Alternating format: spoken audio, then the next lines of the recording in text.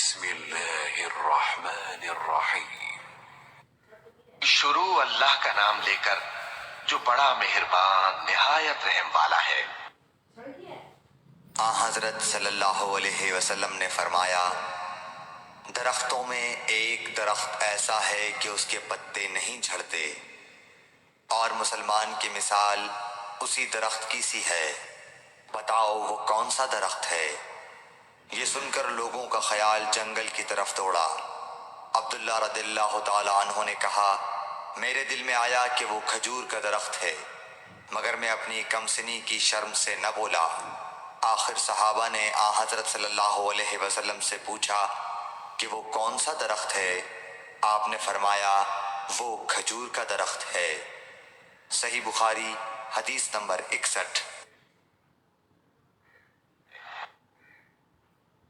حضرت صلی اللہ علیہ وسلم نے فرمایا، درختوں میں سے ایک درخت ایسا ہے کہ اس کے پتے نہیں جھڑتے، اور مسلمان کی بھی یہی مثال ہے، بتلاؤ وہ کون سا درخت ہے؟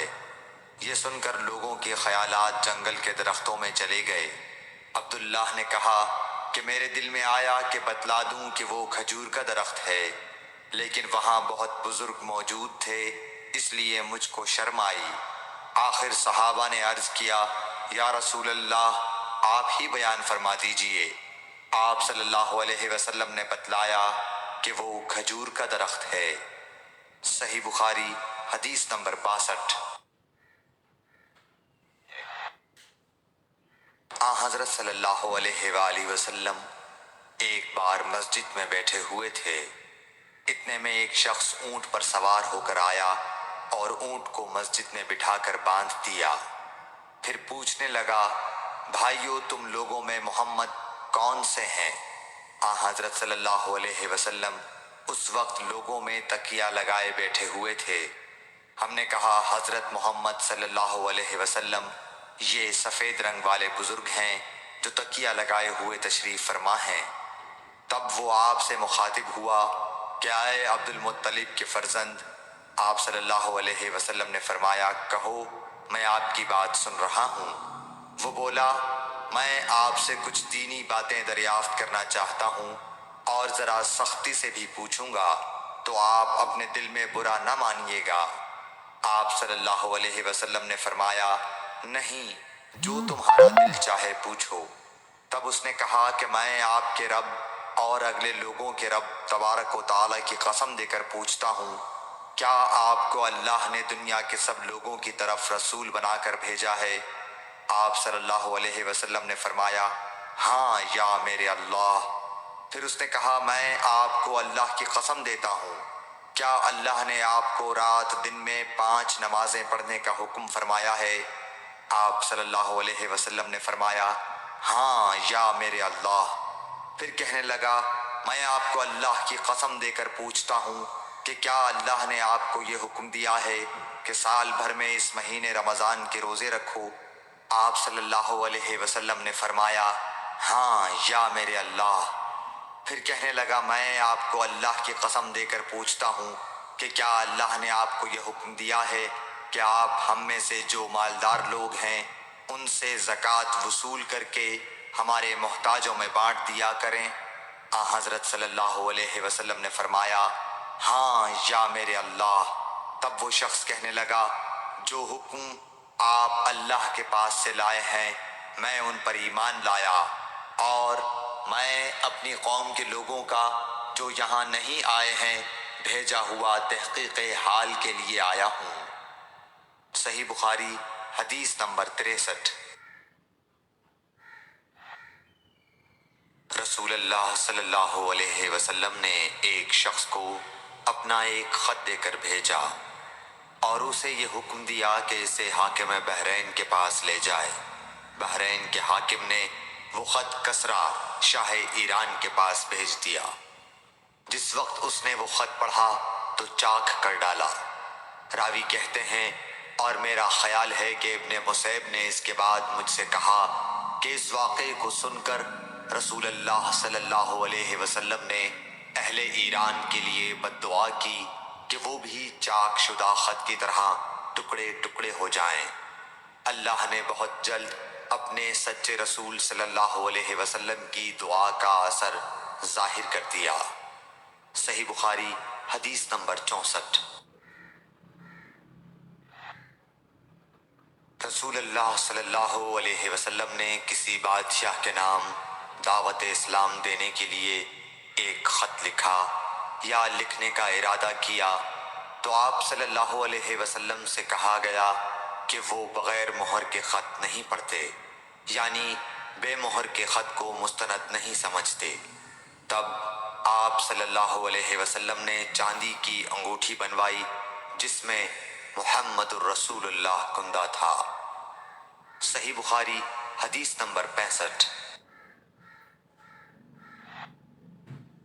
ایک مرتبہ رسول اللہ صلی اللہ علیہ وسلم مسجد میں تشریف فرما تھے اور لوگ آپ صلی اللہ علیہ وسلم کے ارد گرد بیٹھے ہوئے تھے کہ 3 آدمی وہاں آئے۔ ان میں سے 2 رسول اللہ صلی اللہ علیہ وسلم کے سامنے پہنچ گئے اور ایک واپس چلا گیا۔ پھر وہ دونوں رسول اللہ صلی اللہ علیہ وسلم کے سامنے کھڑے ہو گئے۔ اس کے بعد ان میں سے ایک نے جب مجلس میں ایک جگہ کچھ گنجائش دیکھی تو وہاں بیٹھ گیا، اور دوسرا اہل مجلس کے پیچھے بیٹھ گیا، اور تیسرا جو تھا وہ لوٹ گیا۔ تو جب رسول اللہ صلی اللہ علیہ وسلم اپنی گفتگو سے فارغ ہوئے تو صحابہ رضی اللہ عنہم سے فرمایا، کیا تمہیں 3 آدمیوں کے بارے میں نہ بتاؤں؟ تو سنو۔ ان میں سے ایک نے اللہ سے پناہ چاہی، اللہ نے اسے پناہ دی، اور دوسرے کو شرم آئی تو اللہ بھی اس سے شرمایا کہ اسے بھی بخش دیا، اور تیسرے شخص نے منہ موڑا، اللہ نے بھی اس سے منہ موڑ لیا۔ صحیح بخاری حدیث نمبر 66۔ رسول اللہ صلی اللہ علیہ وسلم اپنے اونٹ پر بیٹھے ہوئے تھے اور ایک شخص نے اس کی نکیل تھام رکھی تھی۔ آپ صلی اللہ علیہ وسلم نے پوچھا، آج یہ کون سا دن ہے؟ ہم خاموش رہے حتیٰ کہ ہم سمجھے کہ آج کے دن کا آپ کوئی دوسرا نام اس کے نام کے علاوہ تجویز فرمائیں گے۔ پھر آپ صلی اللہ علیہ وسلم نے فرمایا، کیا آج قربانی کا دن نہیں ہے؟ ہم نے عرض کیا، بے شک۔ اس کے بعد آپ صلی اللہ علیہ وسلم نے فرمایا، یہ کون سا مہینہ ہے؟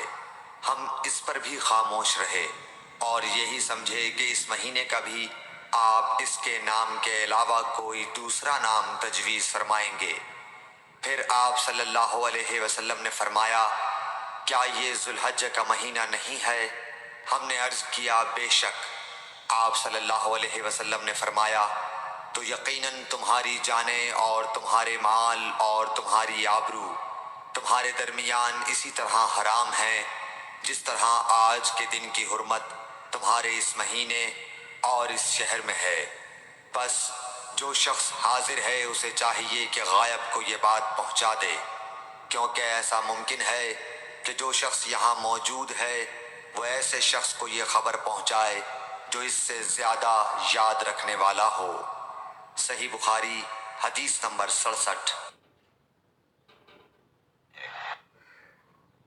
رسول اللہ صلی اللہ علیہ وسلم نے ہمیں نصیحت فرمانے کے لیے کچھ دن مقرر کر دیے تھے، اس ڈر سے کہ کہیں ہم کبھی دخاطر نہ ہو جائیں۔ صحیح بخاری حدیث نمبر 68۔ آپ صلی اللہ علیہ وآلہ وسلم نے فرمایا، آسانی کرو اور سختی نہ کرو، اور خوش کرو اور نفرت نہ دلاؤ۔ صحیح بخاری حدیث نمبر 69۔ عبداللہ ابن مسعود ہر جمعرات کے دن لوگوں کو وعظ سنایا کرتے تھے۔ ایک آدمی نے ان سے کہا، اے ابو عبد الرحمن، میں چاہتا ہوں کہ تم ہمیں ہر روز وعظ سنایا کرو۔ انہوں نے فرمایا، تو سن لو کہ مجھے اس امر سے کوئی چیز مانع ہے تو یہ کہ میں یہ بات پسند نہیں کرتا کہ کہیں تم تنگ نہ ہو جاؤ، اور میں وعظ میں تمہاری فرصت کا وقت تلاش کیا کرتا ہوں، جیسا کہ رسول اللہ صلی اللہ علیہ وسلم اس خیال سے کہ ہم کبھی دخاطر نہ ہو جائیں وعظ کے لیے ہمارے اوقات فرصت کا خیال رکھتے تھے۔ صحیح بخاری حدیث نمبر 70۔